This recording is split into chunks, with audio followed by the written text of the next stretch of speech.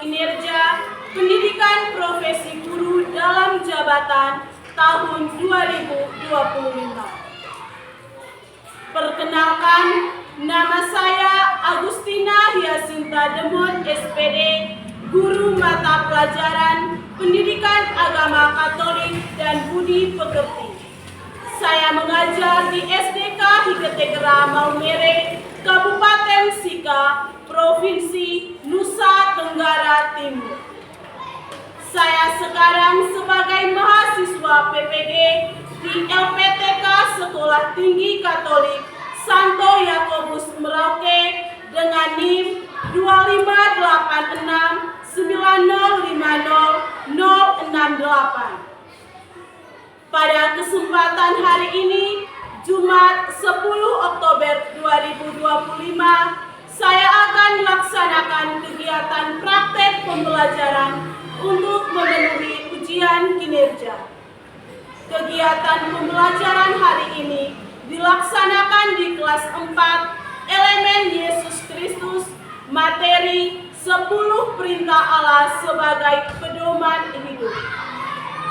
Untuk lebih jelas, berikut video pembelajaran saya. Mohon masukan dan sarannya agar ke depan pembelajaran saya lebih baik. Terima kasih, Tuhan memberkati.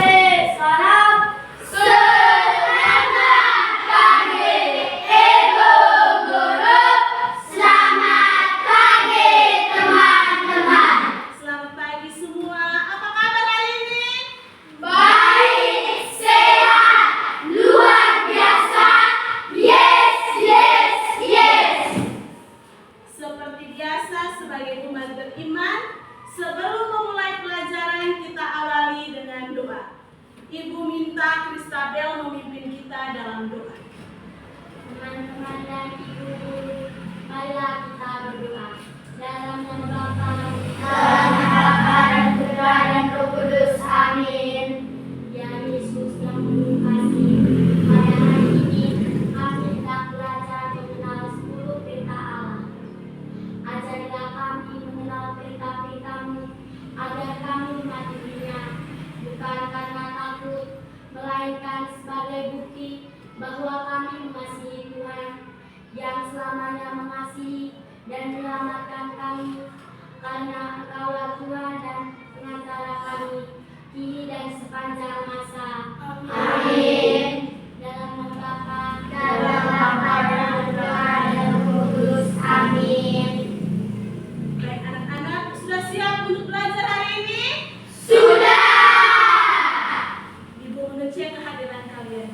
Siapa yang tidak hadir hari ini? Hadir. Terima kasih karena kalian sudah hadir semua untuk pelajaran kita hari ini. Di hati ini ada cinta, di mata ini ada cinta, di mulut ini ada cinta, di tangan ini ada cinta. Luar biasa, putar-putar bagi cinta, cinta Yesus yang memberikan. Siapa yang masih ingat materi kita minggu lalu? Kristabel? Kisah pembebasan bangsa Israel dan perjalanan ke padang gurun.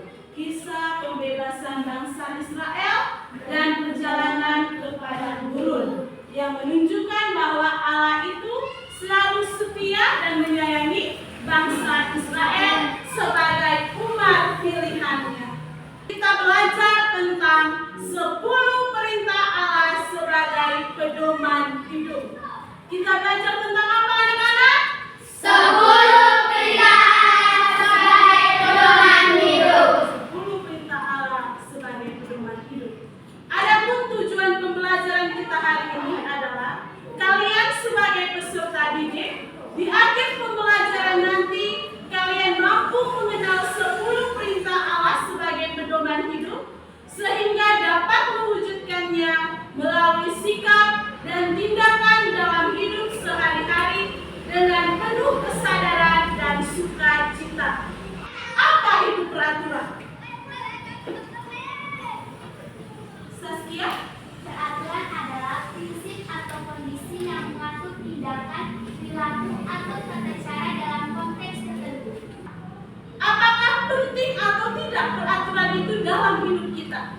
Penting.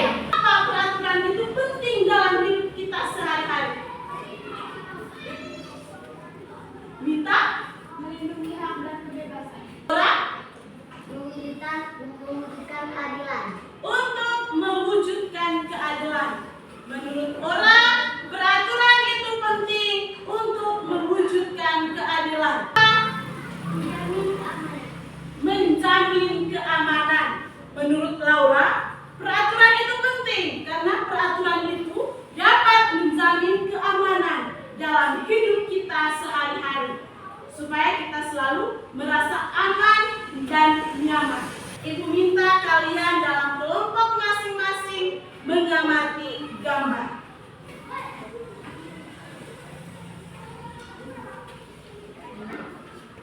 Ibu bagikan LKPD-nya. Silakan amati gambar pada tayangan yang ada di depan. Lalu berdiskusi bersama dengan teman-teman di dalam kelompok masing-masing. Ayo diskusi.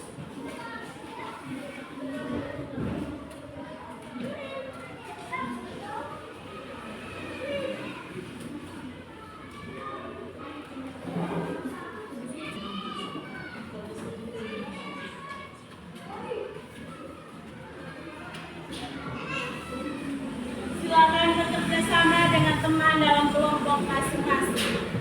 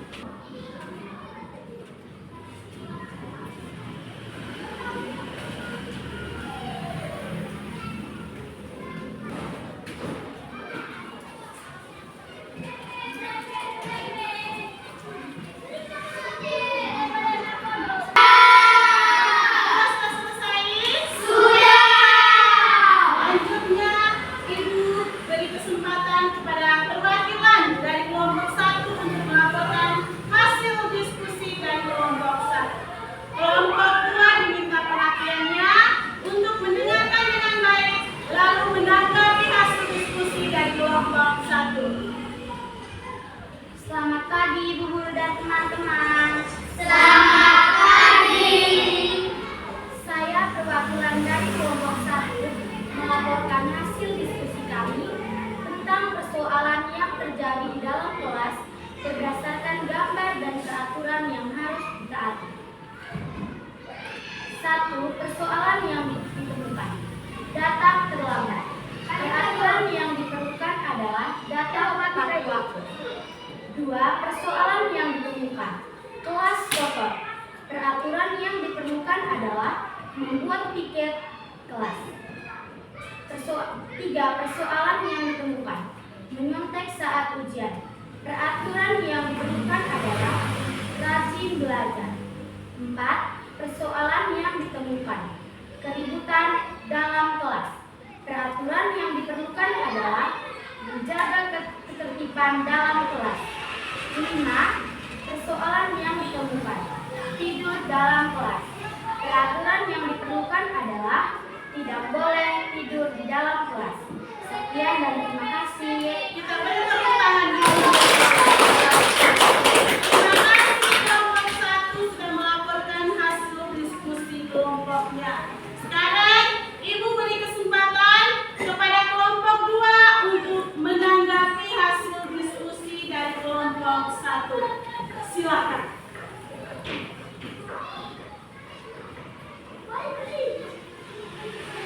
Siapa yang dirugikan dengan adanya persoalan tersebut? Menurut kelompok 1, dari sekian banyak persoalan yang sudah kalian temukan dan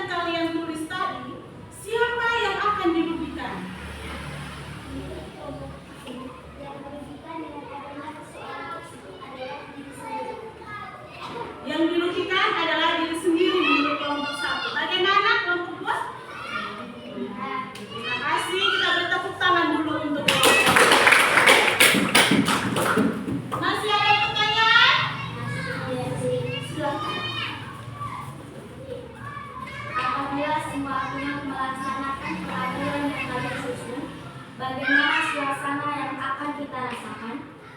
Menurut kelompok kami, suasana yang akan dirasakan adalah nyaman, damai, dan Terima kasih kelompok 1. Selanjutnya Ibu beri kesempatan kepada kelompok 2 untuk melaporkan hasil diskusi. Selamat pagi guru dan teman-teman. Selamat pagi. Saya melaporkan dari kelompok 2 akan melaporkan hasil diskusi kami tentang persoalan yang terjadi di lingkungan sekolah dan peraturan yang harus ditaati berdasarkan gambar. Persoalan yang kami temukan: 1. Penulisan pembentuknya di mana-mana dan kertas di mana-mana. Peraturan yang kami temukan adalah membuang sampah pada tempatnya. 2. Persoalan yang kami temukan: mencoret dinding sekolah. Peraturan yang diperlukan adalah menjaga fasilitas sekolah. 3. Persoalan yang kami temukan: berkelahi dengan teman. Peraturan yang diperlukan adalah saling mengasihi dan menghargai. 4. Persoalan yang kami temukan: mengejek teman. Peraturan yang diperlukan adalah saling menyayangi. 5. Persoalan yang kami temukan: memakai seragam tidak sesuai jadwal. Peraturan yang diperlukan: disiplin dalam berseragam. Sekian dari kami. Kita beri tepuk tangan dulu. Untuk menanggapi hasil diskusi kelompok 2, dipersilahkan. Mungkin bisa diskusi dulu dengan teman.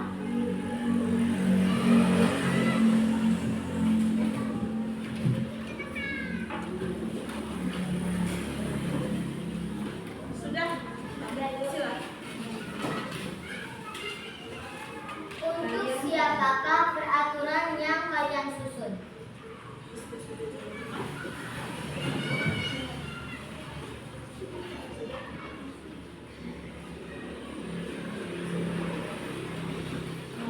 Peraturan yang kami susun untuk semua warga sekolah.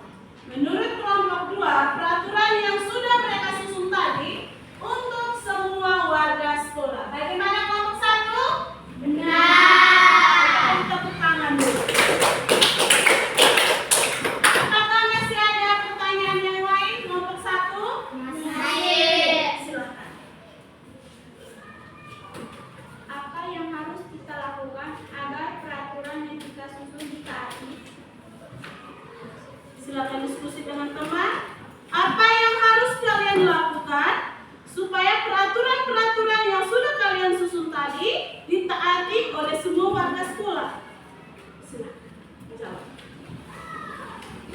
Menurut kelompok kami, agar peraturan tersebut ditaati adalah harus ada pengawasan dan sanksi untuk melanggar. Menurut kelompok 2, supaya peraturan-peraturan itu ditaati, harus ada pengawasan. Selain ada pengawasan, harus juga ada sanksi kepada siapapun yang melanggar peraturan itu. Bagaimana kelompok 1? Tangan. Masih ada pertanyaan? Apa yang akan terjadi jika tidak ada peraturan di kelas atau sekolah? Apa yang akan terjadi jika di sekolah ataupun di dalam kelas tidak ada peraturan? Silakan menjawab. Menurut kelompok kami, yang terjadi jika tidak ada peraturan adalah akan terjadi kekacauan. Menurut mereka, kalau tidak ada peraturan baik di dalam kelas maupun di lingkungan sekolah, berarti terjadinya kekacauan. Bagaimana? Masih ada pertanyaan? Baik, terima kasih untuk kelompok 2 sudah melaporkan dan memberi tanggapan atau jawaban atas pertanyaan-pertanyaan dari kelompok 1. Sekarang kita beri tepuk salut untuk kelompok 1 maupun kelompok 2. Tepuk salut. Salut, salut. Salut, salut.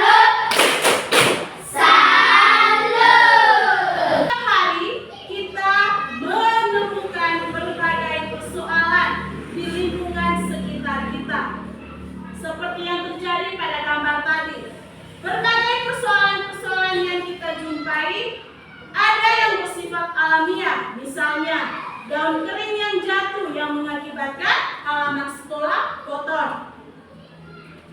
Persoalan-persoalan juga dapat muncul akibat dari perilaku hidup manusia. Misalnya, orang yang membuang sampah secara sembarangan, seorang anak yang mencoret meja, kursi, ataupun dinding sekolah. Persoalan-persoalan tersebut tentu memiliki dampak bagi lingkungan sekitar, sehingga semua orang merasa terganggu dan merasa tidak nyaman. Salah satu usaha untuk menciptakan kenyamanan adalah harus ada peraturan. Peraturan itu berisi tentang tata tertib untuk kepentingan semua orang, untuk kepentingan bersama. Keamanan dan kenyamanan akan terpelihara apabila kita mematuhi peraturan. Jadi, kalau kita mau lingkungan sekolah kita aman, nyaman, tenang, warga sekolah, kita harus mematuhi peraturan-peraturan yang ada. Yuk teman-teman, kita beraturan supaya semua jadi bersih. Tertib di rumah, tertib di sekolah, tertib di jalan, dimanapun juga. Mohon maaf jadi senang, ibu guru juga senang, teman-teman kita semua senang. Bersama video kisah tentang Musa menerima 10 perintah Allah. Videonya dalam bahasa Inggris, akan tetapi ada terjemahannya. Anak-anak silakan membaca terjemahannya. Come, we'll make camp here.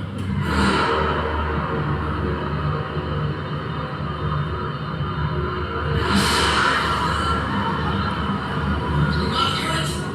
It is the voice of God. Do not be fearful.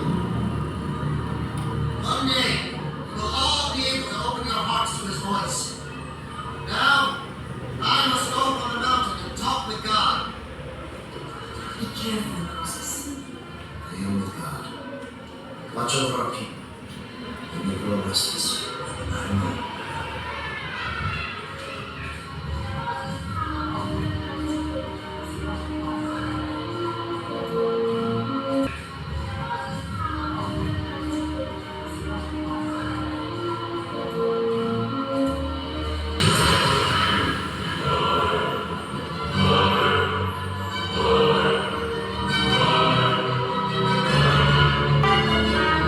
Musa menerima 2 loh batu yang berisi tentang 10 perintah Allah. Setelah menyaksikan video singkat tadi, Ibu akan bagikan ke kalian LKPD untuk didiskusikan dan dikerjakan bersama kelompok masing-masing. Yang sesuai dengan isi video tadi. Lalu kalian siap memang menjawabkannya. Jawaban yang benar menurut kalian. Silakan.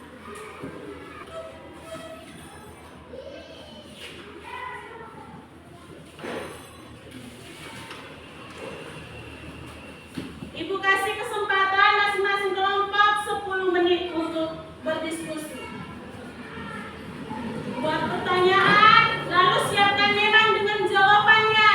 Supaya ketika kelompok lain menjawab, kalian tidak bingung lagi itu jawaban benar atau salah. 17. Silakan buka di kitab Keluaran bab 20 ayat 1 sampai 17. Lihat referensinya di sini. Masing paling kurang 5 pertanyaan, beserta jawabannya. Terus nanti dibagi memang ke teman-teman. Gilirannya siapa yang membaca nomor 1, nomor 2, nomor 3 dan seterusnya. Hasil diskusi kelompok kalian.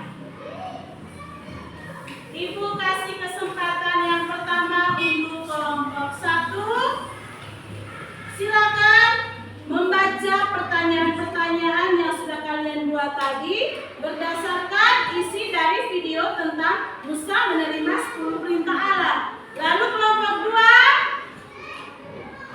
siap untuk menjawab pertanyaan-pertanyaan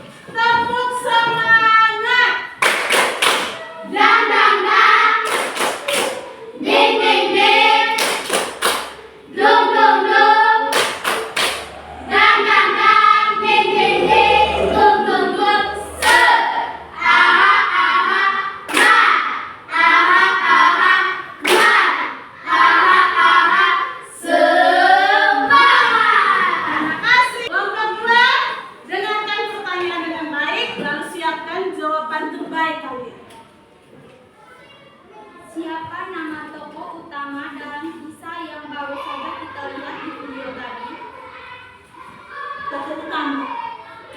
Menurut kelompok kami adalah Musa.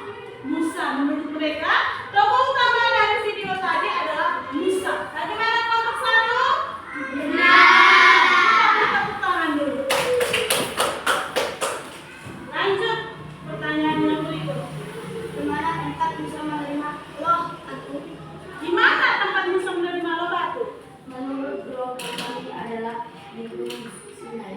Di Gunung Sinai. Bagaimana kelompok satu? Benar. Tepuk tangan dulu. Pertanyaan yang berikut. Siapa yang menuliskan 10 perintah Allah pada loh batu yang diberikan kepada Musa? Siapa yang tulis 10 perintah Allah itu?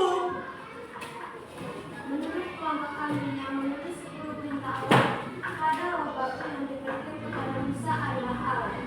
Allah sendiri yang menuliskan 10 perintahnya dalam 2 loh batu itu. Bagaimana kelompok satu? Benar. Tepuk tangan dulu. Soal selanjutnya, Secara umum, apa inti dari 10 perintah Allah yang diberikan kepada Musa? menurut kalian inti dari perintah Allah yang diberikan kepada Musa itu untuk apa? Menurut kelompok kami, inti dari 10 perintah Allah yang diberikan kepada Musa adalah sebagai pedoman moral dan etika untuk mengatur hubungan manusia dengan Tuhan dan sesama. Contoh perilaku yang menunjukkan sikap taat pada perintah Allah ketiga. Contoh perilaku yang menunjukkan sikap taat pada perintah Allah ketiga adalah hari Minggu rajin ke gereja. Bagaimana? Perintah Allah yang ketiga itu bunyinya bagaimana? Kelompok satu? Urusan hari Tuhan. Dan perilaku hidup yang menunjukkan tindakan kuduskanlah hari Tuhan adalah hari Minggu rajin ke gereja. Bagaimana menurut kelompok satu? Benar. Berapa jumlah loh batu yang diterima Musa? Berapa jumlah loh batu yang diterima Musa dalam video tadi? Jumlah loh batu yang diterima Musa adalah 2. Bagaimana? Mari tepuk tangan dulu. Apa yang ditulis di loh batu tersebut? Menurut kelompok kami, yang tertulis di loh batu tersebut adalah 10 perintah Allah. Perintah mana saja yang mengatur hubungan manusia dengan sesama? Perintah mana saja yang mengatur hubungan manusia dengan sesama?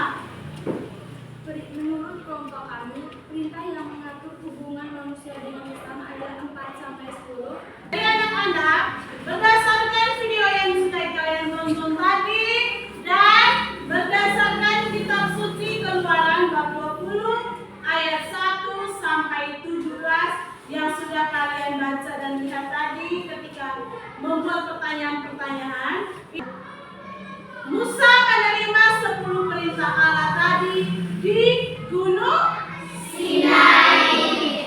Perintah Allah 1, 2, dan 3 tadi mengatur hubungan manusia dengan Tuhan.